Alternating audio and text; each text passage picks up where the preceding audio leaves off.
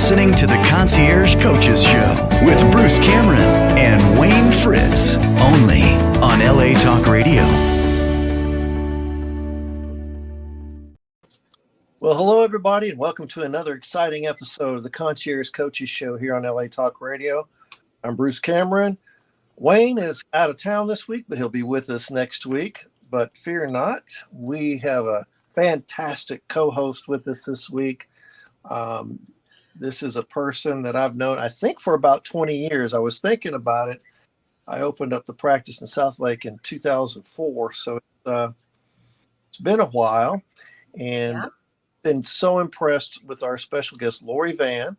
She's with us today. Let me take my glasses off. Maybe I'll look better. I don't know, but she's maybe not. But she's been with, she's our special guest today. And folks, you know, this is a show primarily about coaching and consulting and helping others. And what's really great about Lori Vann and Lori is just really taken her practice to the next level, if not the highest levels. So I'm going to get her to talk about that. And I think, you know, she's definitely for some of you all who are very enterprising, and you feel like you've mastered your kind of a concierge or solo practice, and you want to take things to the next level. Hearing Lori's story and what she's doing, and possibly how she did it, will be an inspiration to you. So, Lori, thank you for coming on the show. Well, thank you. It's a pleasure to be here. Absolutely, absolutely. Well, and what an honor. So I guess what I'd like to start, you know, I had a little phone conversation, I think it was yesterday. And so if you could kind of talk about your beginnings, you know, you got licensed, to kind of walk us through the progression of things.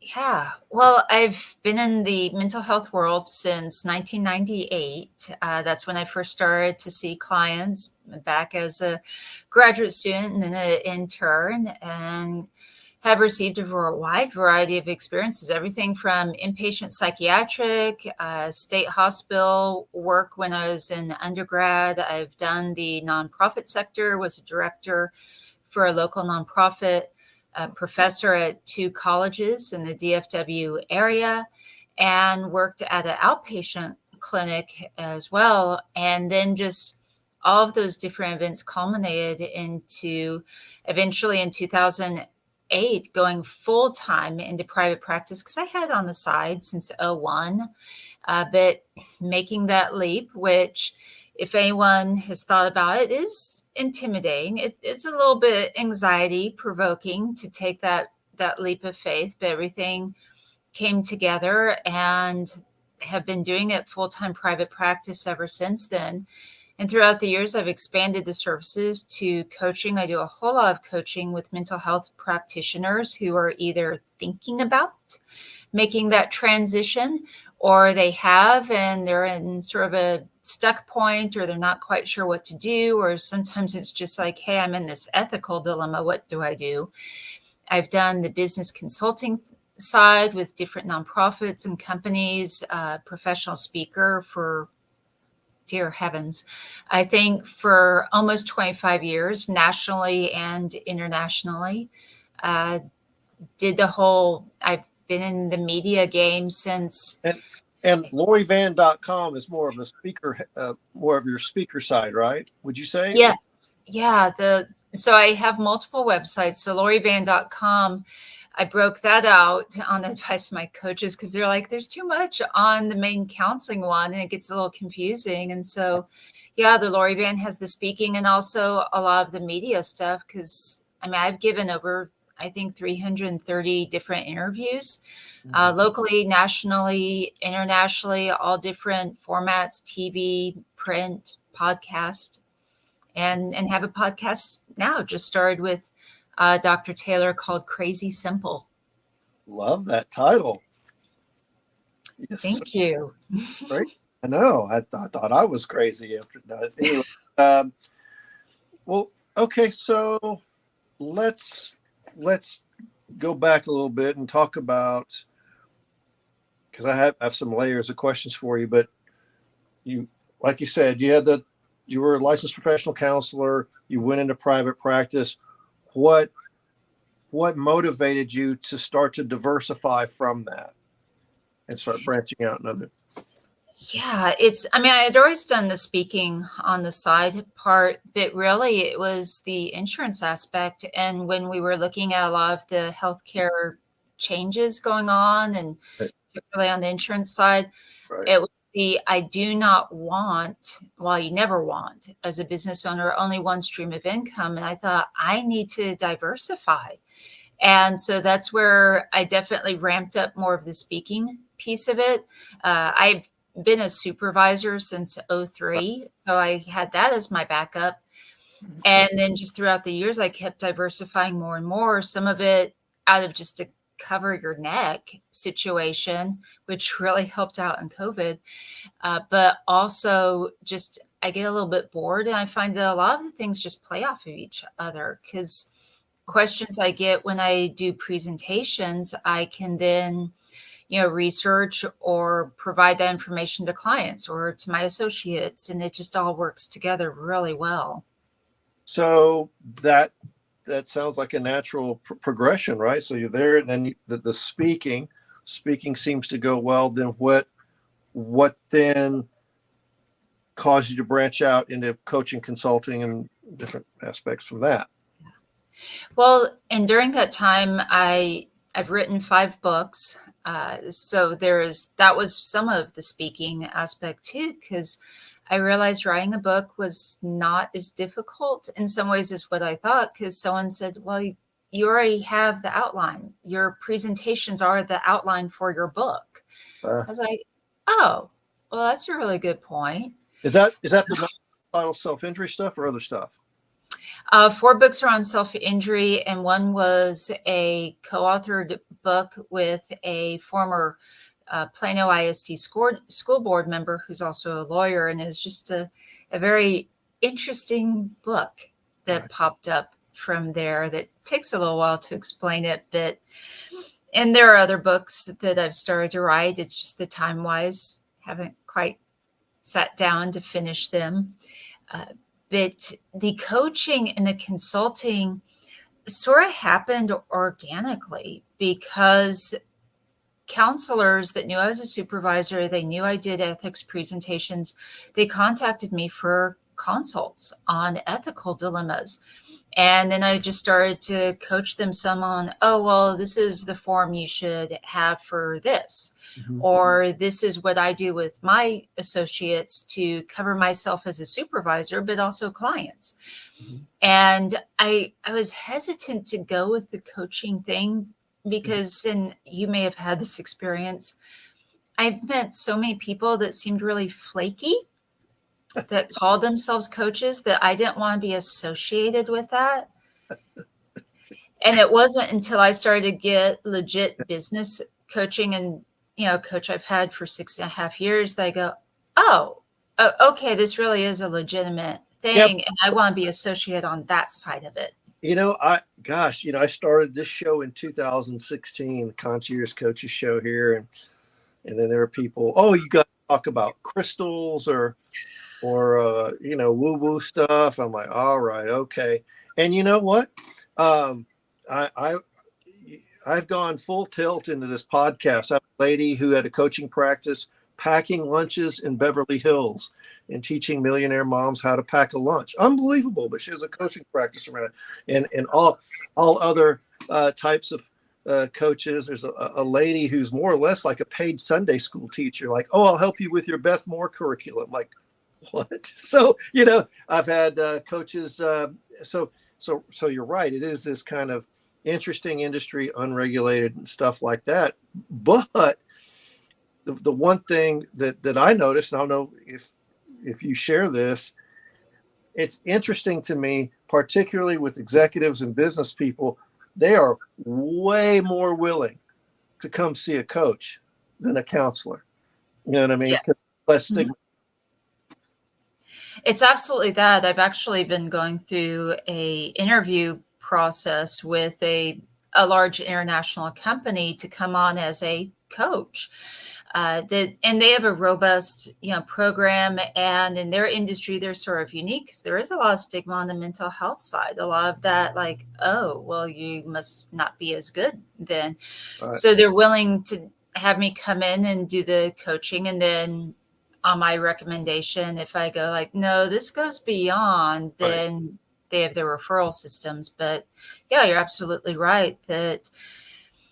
And I'd say it's not just successful people. There's just so much stigma in general about mental health, and frankly, Hollywood has helped contribute to that quite a bit in how they portray mental illness, Yeah, and much less some very unethical counselors in movies. yeah, yeah, yeah. That's true too. And it's funny. My degrees are, everything for me is clinical psych, and I just took an LPC license. Like, well, that sounds friendlier than being a psychologist. And then now the coach is more friendly than being a counselor. It's kind of funny. But really good. Yeah. So I think, that's good that you branched out in those directions. How have you navigated between being a practitioner and being like this administrator who's supervising interns and supervising associates, and you're opening up quite a large office complex with we'll get to that in a minute, but how do you navigate that or balance that? Sometimes it gets a little out of balance. Sometimes it comes down to what's the most pressing thing right now. Yeah. And I have often told individuals that it's one of those, it will get done. I cannot tell you when it will get done, but it will be done. Yeah. And I've learned to be really comfortable with that each day I have my absolute priority, this has to be done situation. And sometimes that means really late hours, Mm-hmm. but and people are like, oh, well, don't you get tired or you get burnt out? And not so much, because I think that's the thing when you're an entrepreneur and you're in it for the enjoyment of yourself and what you're capable of and all the ideas that go with it. It's actually energizing. And when I get on a roll with something, 4 hours will pass by like nothing. I look up, I'm like, oh, Yeah. I guess I should probably go to bed now. But I'm like, I'm not tired. I'm like, but this is cool. Like, I'm on a roll. I don't want to stop. No, that's a great answer. I mean, I have a similar path, worked in a state hospital, worked for the federal government, retired from the Justice Department, came back out, went to private practice, took on the LSOTP supervisor, LPC supervisor. Then Governor Perry appointed me as one of the deregistration evaluators, which was a big honor. And then, all this other co-wrote a book, on sex offender treatment, so it's very similar how a lot of us kind of take these similar without, we didn't know each other. I mean, but we're literally taking some very similar steps in our career progression, just because those are when you're in this space, those are the opportunities that kind of avail themselves. Right. And so, what, baby, I can write a book. And lo and behold, a book gets, you apply the do it and you think, well, and then the other opportunity comes up, and it's so amazing where it's like, either people are jealous of your accomplishments, or they see you jack of all trades and master of none. And it's like, no, it's not that either. It's that you really want to exercise your brain to the fullest. You really want to exercise, if you can, the space, but it's also, like you said, that motivation and drive. I mean, this is kind of who I am. This is what I do. I can't imagine, for me, not ever not working at all. I can work a reduced schedule. You give me that, boy. Watch me here in about 5 years. You're gonna see some Bruce Cameron on the reduced schedule. But anyway, so no, I think that's really good, and I get a lot of vicarious pleasure out of seeing, kind of reading about what you're doing. And so I guess kind of put us into, if you don't mind, I know of your expansion of your practice, your office, your associates. You have allied professionals in different areas. You're going to be offering a lot of different services. So can you talk about that a little bit? Kind of share with our listeners with that. So it's for the last probably almost 10 years, I've had this real interest in the mind-body connection. And some of that comes out of even much earlier in that, when I was working in patient psych and then working at a outpatient facility that's no longer in business, and seeing the side effects of all these medications and go, there has to be a different way. This doesn't seem right, what's going on. And along the same time, there's I think it was William Glasser had a book called Psychiatry is Dangerous to Your Health. And that really started to get my attention because it matched up some of the things that I was seeing and experiencing firsthand working with clients and patients. Right. And then just over the years being exposed to more and more things. And I remember there's a counselor that's also a nutritionist, and she came to our office and she was talking about just how much serotonin is actually manufactured in your gut, and learning more and more about nutrition and that part, because I had always talked about a trifecta of nutrition, exercise, and sleep. Those were always three key things. But now it's like, oh, now the research is like catching up with what I instinctually knew and what we've really talked about for centuries Right. of need. And so that's just sort of started it to lead me where I am today, of naming the practice is now going to be Van Wellness Group. And it's the holistic approach to your success is the tagline. So we're looking at the mind, body, social, spiritual, and financial aspects, because all of those play together. And if one goes out of whack, it's sort of a domino effect. So we're talking nutrition, we're talking exercise and sleep, and looking at, of course, social relationships, looking at the spiritual aspect. And then once a week, having someone come in or maybe once a month initially, that can do some of the financial aspect of like, hey, this is how to get your life back in order. Or I desperately want a nutritionist at the office, been looking to have someone come on board that can actually be on site for us instead of referring out. Okay. But that's really where things are at, and looking to take at some point in the next year, when it becomes available, a little bit larger office space so we can do things like sound bathing. And we have someone that's going to do trauma-informed yoga that's more on the individual or one-on-one side. But then I know someone that does microcurrent. I know someone that does trauma-informed massage. So really just this whole package. Yeah, what's the micro what? Microcurrent. So it's something I'm still learning about it, but this individual had mold toxicity and Lyme disease and gone through all the traditional medical stuff. And I find this with several of my clients. They've gone through the whole medical thing. And when you're a medical anomaly and you don't check all the boxes and make it easy for doctors, oftentimes they go, well, it must be in your head.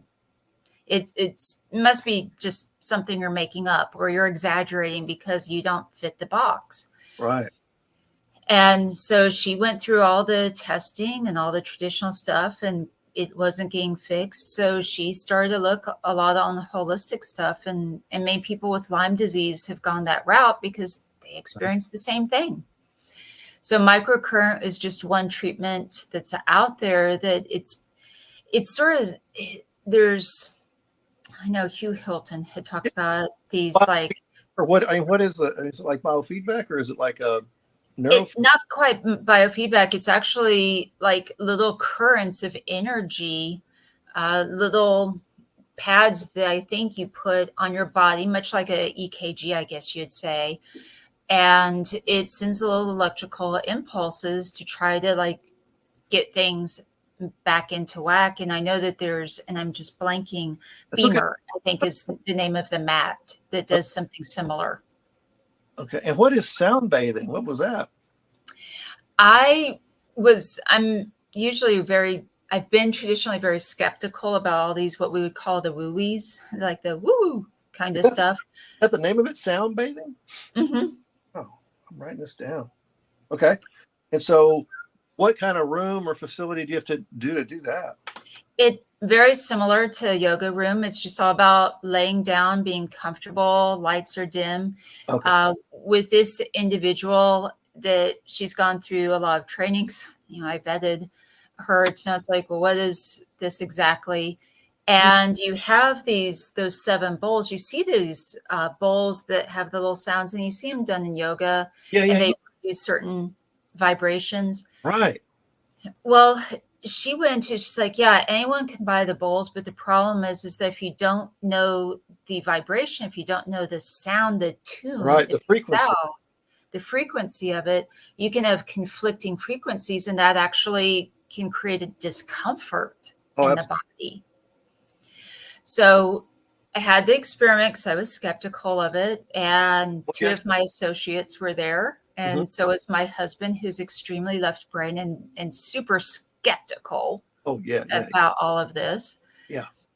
And she went through about an hour and 15 minutes of it, and just doing the different pitches and the different, you Yeah. know, and just very relaxed, and asked us all what our experiences were afterwards. And I said, well, I felt something in my throat. It just sort of felt different. I don't know how to explain it, but I just felt like I kept needing to clear my throat. And she's like, well, you probably have something trapped there. And the thing that I noticed the next day, because I'm still on the skeptical side, is that the next day when I was in church and singing, I was singing clearer than I had sung in a really long time. Wow. And I'm like, this is weird. I'm like, maybe coincidental. What But your there husband are other, huh? What'd your husband have to say? Did he do it too? He did. He's always thinking about different stuff and ideas and whatever.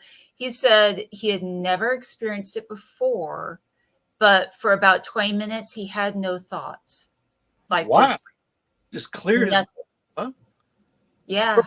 You realize how many people with anxiety disorders need to clear, Lord, that need to clear their mind? It's particularly to sleep. That would Yeah. take a bite out of big pharma, wouldn't it? Good God. It would, because I expected him to fall asleep, because he can fall asleep anywhere. If he's laying down or it's dark, that's it. It's done. And it was actually when my associates fell asleep, because I heard someone sleeping. I just thought it was him That's actually behind me. And it was her. And so she was just super relaxed doing it. And there are things like digestively that you notice too, because right. of the different frequencies. So I was like, okay, okay, I'm a little bit more open to this. Yeah, no, I'm a ham operator. You know what that is? Uh-huh. So a lot of my training from the FCC is on frequencies Okay. and transmitting things, and then building antennas that will transmit things that operate at a certain frequency. If that makes sense, right? So, Mhm. but there's a lot to that, because anyway, this sound bathing thing, that's very interesting, because I have put myself in some situations with very low tones that can be very disruptive to like digestive things and stuff like that. So, well, good. Okay. Anyway, so the microcurrent sound bathing, and did you say you're looking for like a registered dietitian or a nutritionist? Yes, Okay. would love to have that at the office, because I mean the brain is, or the gut is, the second brain. Yeah. And Yeah.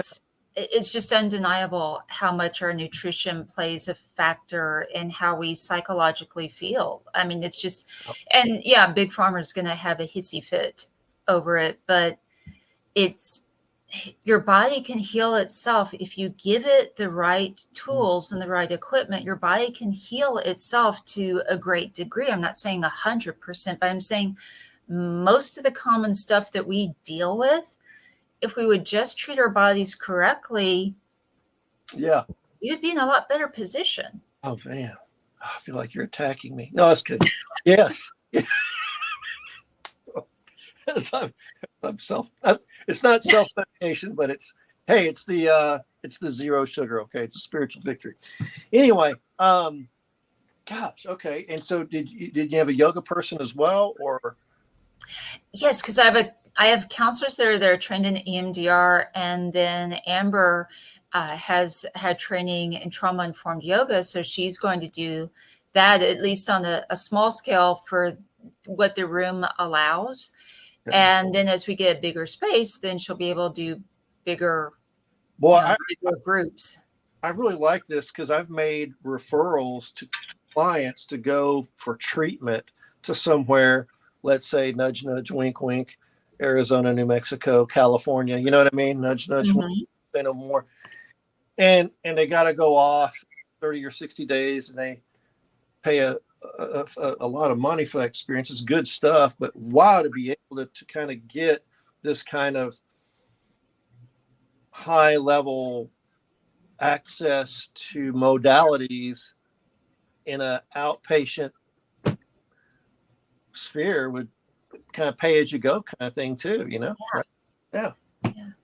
Because I know that's the thing I've realized is that in doing treatments, there's not one that's the end all be all. I think for each person, it's tailored. It should be tailored, and that there are many different paths that can lead to healing. And for us, as counselors to think, well, no, there's the only one path. I mean, that would be so short-sighted and uneducated. And that'd be true in any field. To think your field is the only solution would be very short-sighted. No. Yeah. No. You're absolutely right. And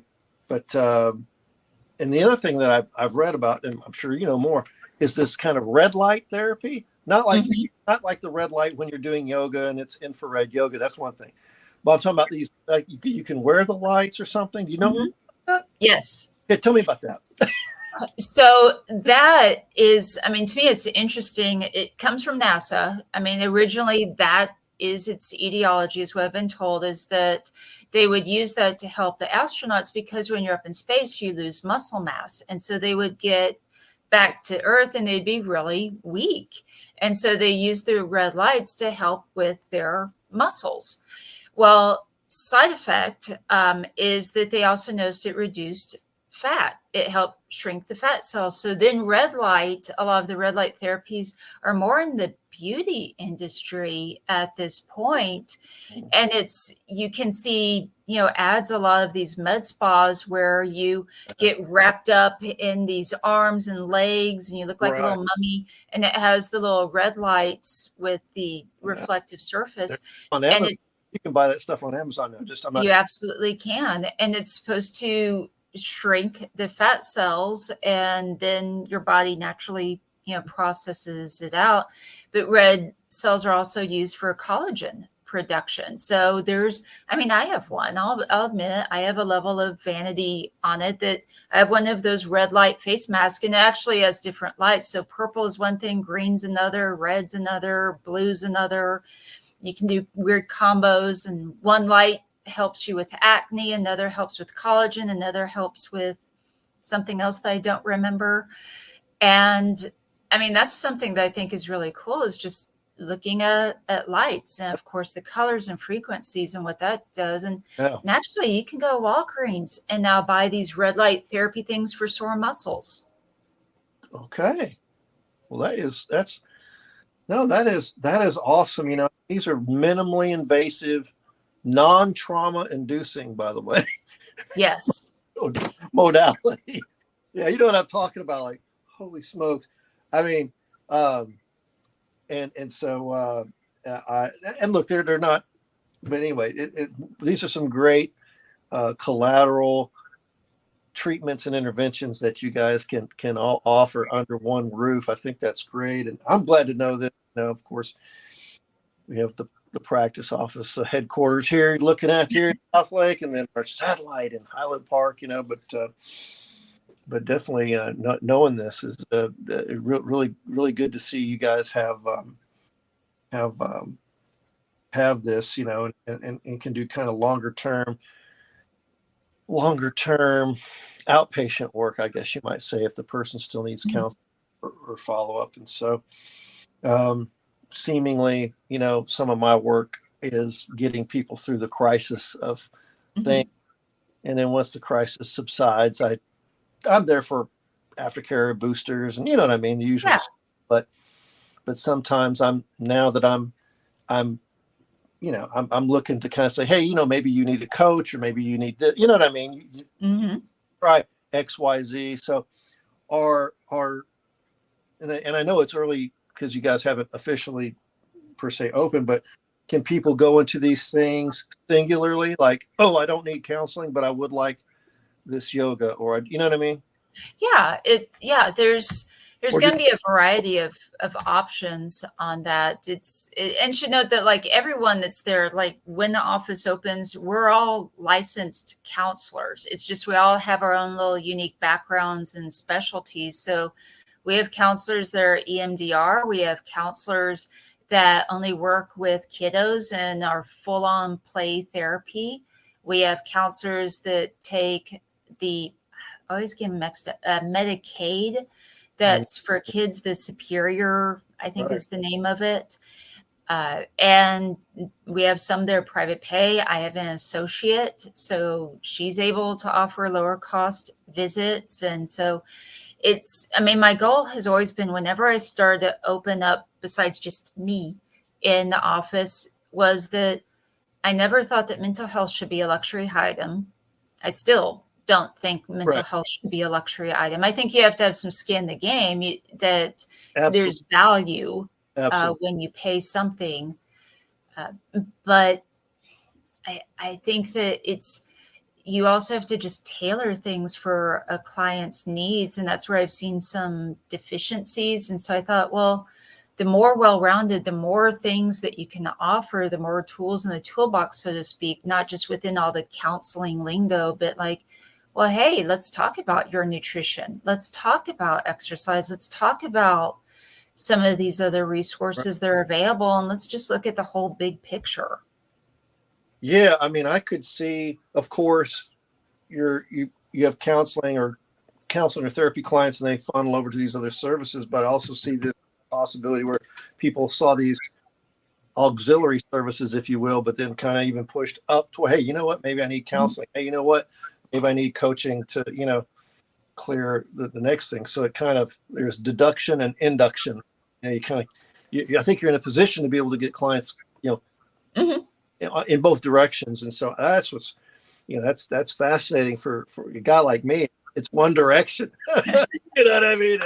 It's one direction, man. There's no like, well, you know, I got this other thing over here. Like, no, you know, and so, no, I really, you know, this is very informative, man. I'm any other modalities you offer that I got my pen here, man.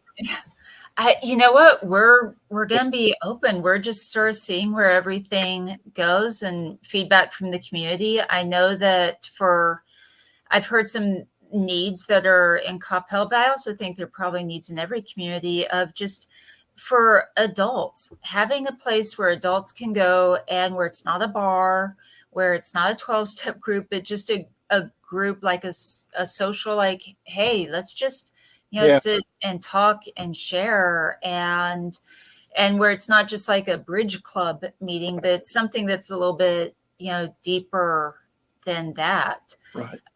You know, looking at different support groups or coaching groups and expanding that based on need. I just recently, I'm kind of still in it. It's something like it's a gym, but it also does the prepared meals for you. Okay. And the thing I like about the gym, anyway, it's the Nautilus machines, but these are the 2023 Jerry Jones, Dallas Cow. I mean, Nautilus. Wow. Machines. You know what I mean? Yeah. The serious stuff. Real serious Nautilus medical grade Jerry Jones. I said, just so, but then, Lori, the food, like, all right, food's the second thing, leaky gut, this and that, monitor. calories, make sure this and that. Lord, the food was like a mortgage.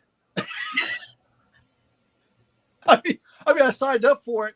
Oh yeah, only this and this for the gym, and then, but you know what? You want to do our food? Okay, sounds good to me. Good God. You said, oh well, what do you spend at the grocery store? I'm like, I don't spend that in months, So I had to dump the food. I mean, I was on it for a month and started to copycat things and buy lots of containers, and then try to, I'm gonna make shepherd's pie. Here's a can of this. Here's a can of that. And here's potatoes and sprinkle it. Anyway, I'm not saying you guys should go into the food thing, but you talked about the leaky gut and all that stuff is kind of right there. Add that registered dietitian or some sort of an affiliated kitchen or commercial kitchen or something. Man, that's a wrap, because then you really, you know what I mean? Now you've covered second brain. Like, no, man, like we have this dietitian or whatever, and we have the Lori Van kitchen. You never know. I mean, it's. And for the love of God, when you do that, please call me so I can pick meals. Who knows? Someone hears this and they reach out and they're like, "Hey, we're local. We'll team up with you." And like, let's talk, because I'm all about collaborations. As a matter of fact, I've had a couple of folks on here that were dietitians, and two of them are in Fort Worth. I wonder what they're doing with their coaching practice, and they're doing pretty well. But it's just that, man, you can make those meals scale, box them up. I mean, the most expensive thing would be the Ziploc plastic containers or the whatever Tupperware, but you know what I'm talking about. You buy them at the store, and I don't even know. Anyway, Hefty or whatever, you know what I mean. So you're paying for these containers, but if you can get your container costs down, I mean, as a business guy, I see it. I see the vision, but I don't want anything to do with it. I don't like to boil water. So, but anyway, okay. So, well, man, this is fantastic. Let me ask you a few business questions, if you like. I know, did in your business you've acquired staff, and in my business, I've acquired staff as well. At one time I had 6 LPC is underneath me and all this other stuff. Now I've kind of not in that space anymore, and but I do have 2.5 employees, and I'm going to probably take on a salaried employee here, and then keep probably 2 1099 people, just because they don't set their schedule, whatever. Is your company, is it like a corporation? Do you have salaried as well as contract employees? Can you talk a little bit about that? Yes. So when I started off with associates working underneath me, or back then it was called interns, and they were your standard contract employee, because that was the trend. That's just what counselors did. Right. But as the Texas Workforce Commission started to crack down on that and actively seemed to be looking for counselors trying to do that, and talking with CPAs, they said, well, here are all the safeguards, but the reality is that the Texas Workforce Commission is strong, and the amount of money you'll spend to defend yourself, and if you are found in fault of it, the penalties that you're going to pay, they're like, you really may want to consider just make them W-2s. I'm like, well, I don't know how to do that taxes. Well, thankfully, some of the payroll companies started to become easier to do that, just inexpensive online ones. And as soon as the one that I used became available, I'm like, done deal. Like, they're going to take care of all of that stuff for me. So they just tell me what to write the check for. They do the filing for me, all of it. So I've had W-2s since probably 2019, I think 2018 or 2019. So you found a way to do W-2s that's not real stressful. You have a payroll company that does it, and it's not stressful. No.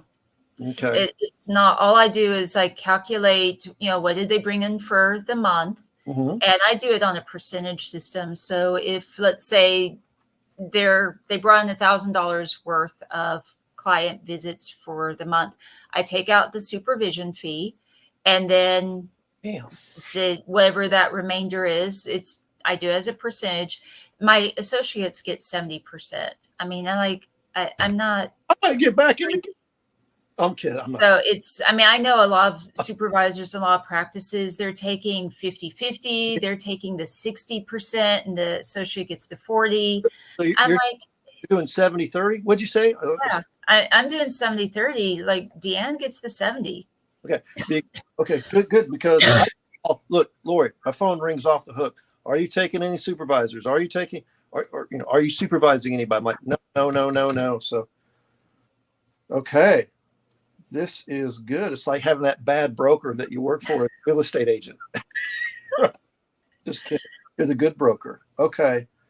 Well, that is good to know on that. Awesome. You still make enough money doing that. Because I know some people cry for, I'm like, oh my gosh, 70% they're getting, and I only get 30. It's like they're paying my supervision. I already take that out. Right. And so the amount of time it takes me to do the little calculations, it's like that's minimal. So I'm still making just fine. Like I believe in paying it forward too. There's a balance in being an entrepreneur or business owner of like, yes, make a profit, but don't be greedy.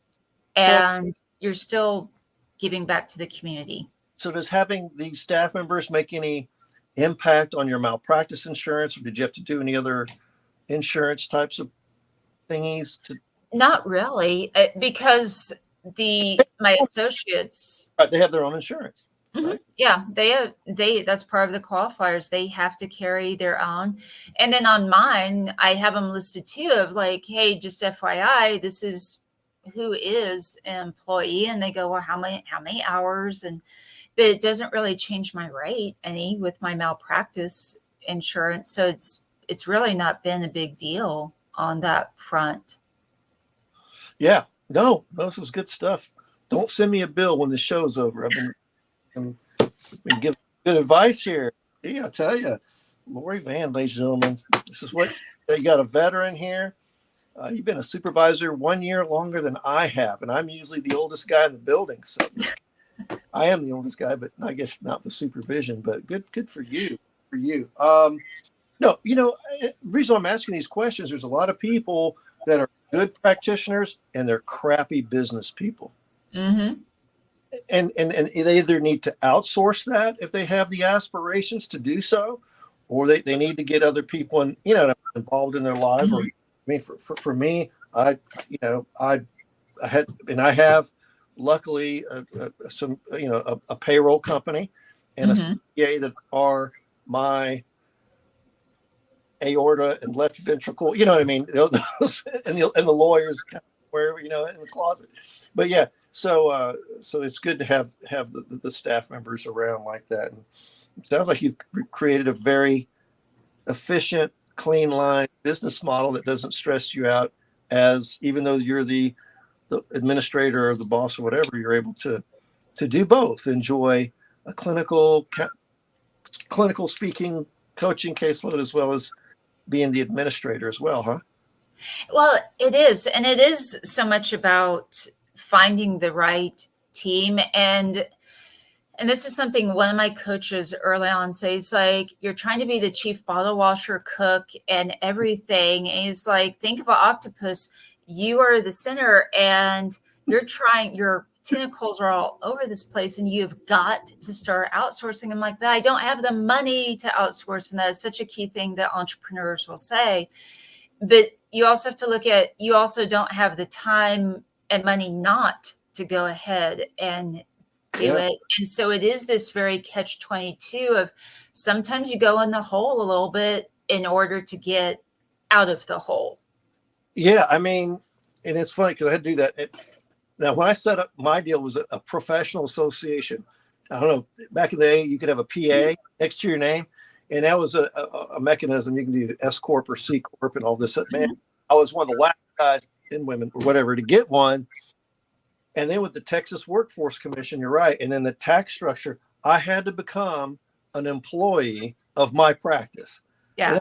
Stuff from the Workforce Commission about stuff. I'm like, oh, that's right. You know what I mean? And so it's pretty interesting how there are other ways to do your taxes. You could do stuff at the end. You could, do 1099s yourself and pay taxes. I mean, pull out quarterly taxes, right? Pay the man. Everything's cool. We're paying taxes over here, but not have to be a part of the workforce. And then boom, there I am, the employee of my own company. No, it's been fine. And actually it's been better of a tax burden to say I'm an employee of this company that this guy, and then it's been helpful a little bit more on personal income tax. Anyway, well, fantastic. And that's, I mean, I would say counselors definitely need to have a CPA. They need to find someone that actually has experience with counselors and really understands all the nuances. So how I do my business is not how maybe you should do your business. There are a lot of things that I do that allow me to be a LLC instead of a PLLC because of the multiple streams of income. That my CPAs are like, no, it makes more sense for you to be a LLC S Corp versus a PLLC. Right. And there's a lot of things of like, well, what if you sell a business? It's like they're not buying the van and wellness. Because there's too much liability associated with it. They're going to take the practice itself and then they're going to name it whatever their company is. Right. And that's what you see happening in the private practice world is there's a lot of companies, a lot of practices getting bought out and then the name changes. And so then they have the property and the clients that get sold basically. Right. So yeah, that's an interesting distinction there between the PLLC and an LLC. That's the S corporation, those things. And on I'll have to get with you later on one of my consulting things that, oh no, you need to do a DBA for this kind of sector. And I'm like, oh, okay. And then we'll pull it in. So it does get a little complicated, but it sounds like you found, like you said, you found your support staff, allied staff to help guide you through it, make it seamless so you can do everything. We got about 2 minutes left. So anything else about what you're doing that you'd like for our viewers and listeners to hear about, see about? Well, the Institute for Non-Suicidal Self-Injury is something that is based on almost 25 years of experience working with that behavior. And because I had developed so many resources for it, that's where, again, one of my coaches said, it's time to split it off and make it its own entity. And so the Institute for NSSI offers really the only exclusively self-injury support groups for teen girls that we meet in person at an office in all of North Texas. I don't know of any other exclusively self-injury resources anywhere in Texas, except for what we've been doing for like over 15, 20 years. Yeah. And with so we also have the women's group that's online. It's more of a coaching format. And I lead that, and it's exclusively self-injury. It's limited to 6 attendees per group. And then I have a caregivers of those that self-harm. And then the Institute, we have 3 levels of training for whether that's treatment centers or school districts or whichever group just wants to get trained up on the various levels of understanding and treating the behavior. All right. Awesome. So now, how can folks find you on social media and everything?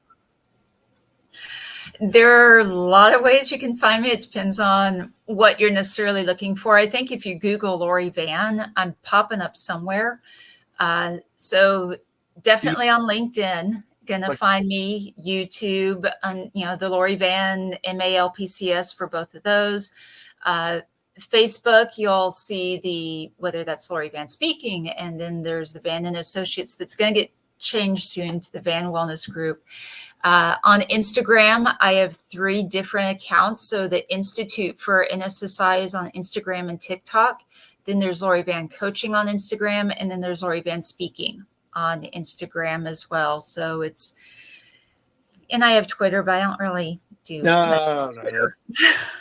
A little bit of chaos. X, whatever it's called. X now. All righty then. Well, folks, first, Lori, thanks for coming on the show. Your wealth of information, very inspirational.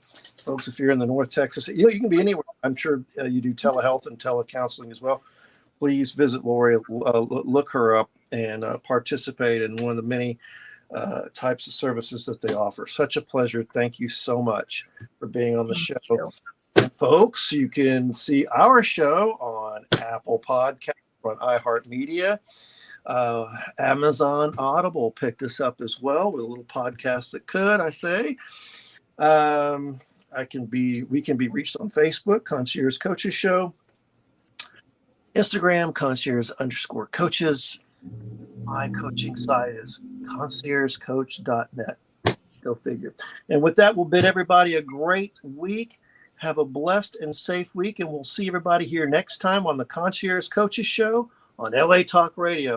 Take care. Bye-bye, everybody. See you, Lori.